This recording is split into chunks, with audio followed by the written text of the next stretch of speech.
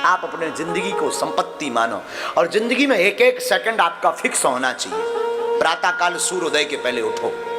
आज की कथा हम बता रहे ना, अगर जिंदगी बढ़िया जीना है तो सुनो और इसे बार बार सुनना। जिंदगी में आप सूर्योदय के पहले उठो। आप अपने मकान पर कितने भी घोड़े दौड़ने वाली चित्र लगा लो, आपकी जिंदगी में दौड़ नहीं आएगी। जब तक सूर्योदय के पहले नहीं उठोगे तब तक आपकी जिंदगी दौड़ेगी नहीं। उगता हुआ सूर्य का चित्र लगाने से, टोटका करने से आपके जिंदगी में उजाला नहीं आएगा।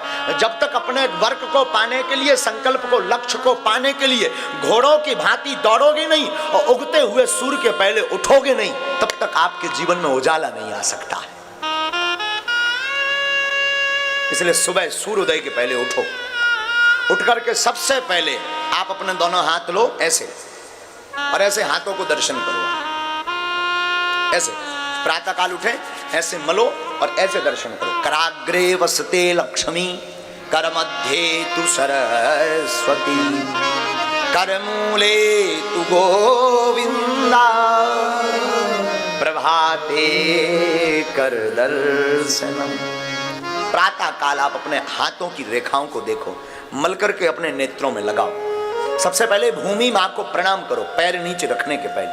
ये पुरानी परंपरा है, क्योंकि भूमि पर कितना भार नहीं। धरती हमारी मां है। धरती खदान है, रत्न देती है, अन्न देती है, हमको रखती है। तो भूमि को प्रणाम करो। इसके बाद उठ करके अगर स्नान कर सको तो बहुत अच्छा, स्नान करो। सूर्य भगवान को अर्घ दो। सूर्य इस संसार के जागृत देवता है, प्रत्यक्ष देवता। और सूर्य को अर्घ देने से वैज्ञानिक तथ्य भी है कि विटामिन डी की कमी नहीं होती। तो आप सूर्य भगवान को अर्घ दो। इसके बाद अपने इष्ट को, माता पिता को प्रणाम करने के बाद, गुरु को प्रणाम करने के बाद अपने इष्ट के लिए हनुमान चालीसा, दुर्गा चालीसा, काली चालीसा, भैरव चालीसा, जो भी आप पढ़ते हो पढ़ो।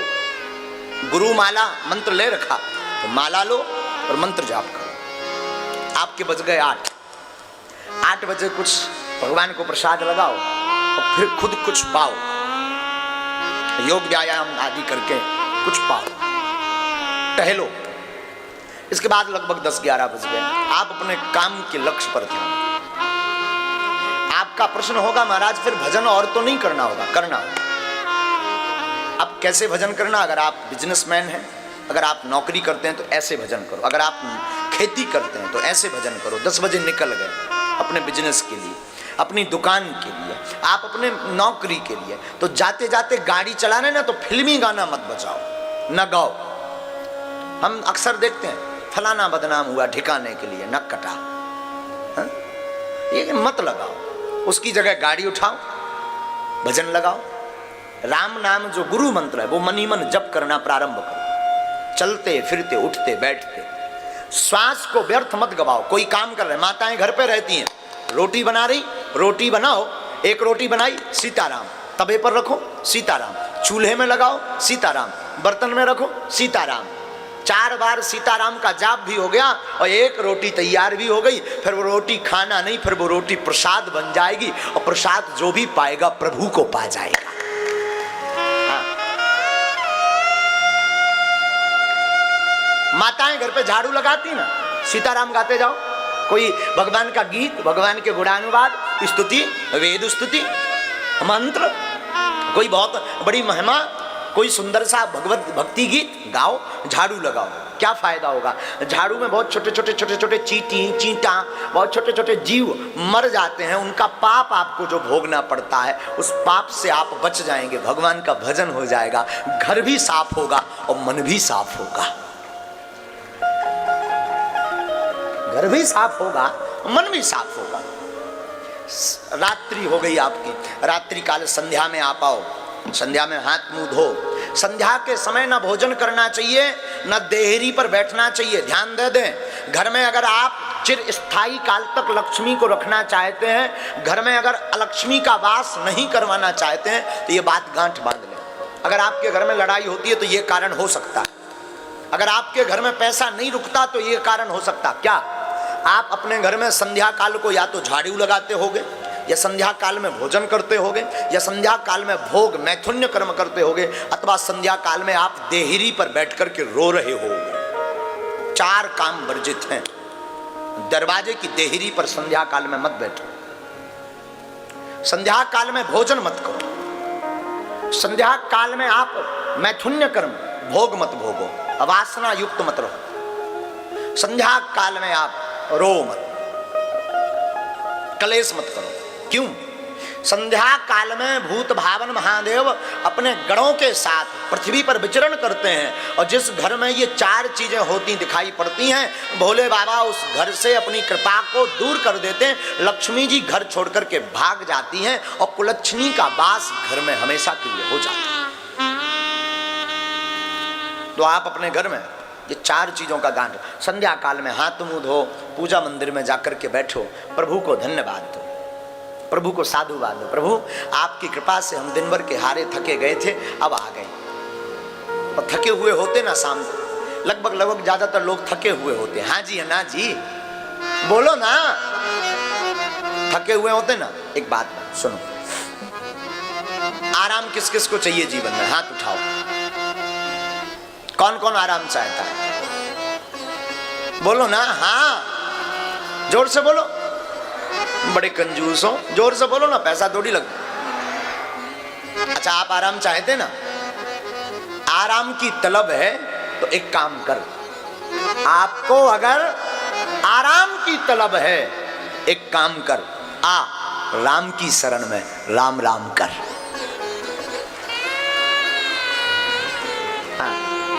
आराम की तलब है तो एक काम कर, क्या कर?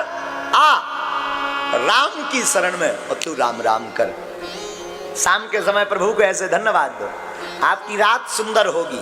और रात भोग के लिए नहीं है, रात में जहां भोगी भोग भोगता है वहां योगी योग करके ईश्वर को प्राप्त करता है।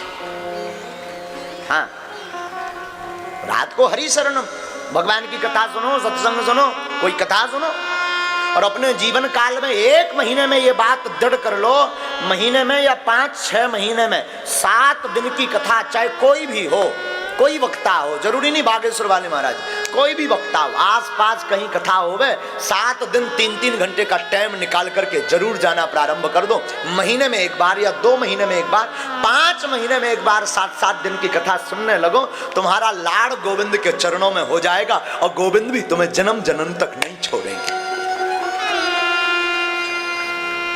और फिर साहब, फिर बताना है आप हमें मिलना। आप ऐसे जीवन जीना प्रारंभ करो। सा जीवती गुणो यस्य धर्मो यस्य सा जीवती। फिर आप बताना आपकी जितनी जिंदगी कितनी खुशबूमय, आपकी जिंदगी में कितना आनंद है, आपकी जिंदगी में कितनी ऊर्जा है। लोग हमसे पूछते हैं, कई बार बहुत बड़े योगियों से भी पूछते हैं, महाराज जी आप थकते नहीं, आप इतना काम करते, इतना बोलते, दरबार कथा, फिर दरबार, फिर रात को जगना, फिर बात करना, फिर पूजा, फिर पाठ, फिर दरबार, फिर कथा, ये कैसे? हम कहते हैं ना, क्या कहते हैं भगवान को? क्या कहते? कोटि सूर्य सम प्रभा। क्या कहते भगवान को? भगवान करोड़ों सूर्यों के समान तेजमय हैं। उन भगवान की आनंद में हम डूबे रहते हैं तो वो परमात्मा अपनी ऊर्जा हमें भेजते रहते हैं। आपका जीवन एकदम प्रसन्नमय होगा, आपको क्रोध नहीं आएगा, आपके जीवन में क्लेश नहीं होगा, आपके जीवन में सामंजस्य होगा, आपका जीवन नॉर्मल होगा। आपका जीवन में आप जो ऊंचाइयां प्राप्त करना चाहेंगे ना, वो ऊंचाइयां प्राप्त कर जाएंगे। Life is money. आप अपने जीवन में अपनी जिंदगी को संपत्ति मानो और जिंदगी का एक एक पल व्यर्थ मत गवाओ।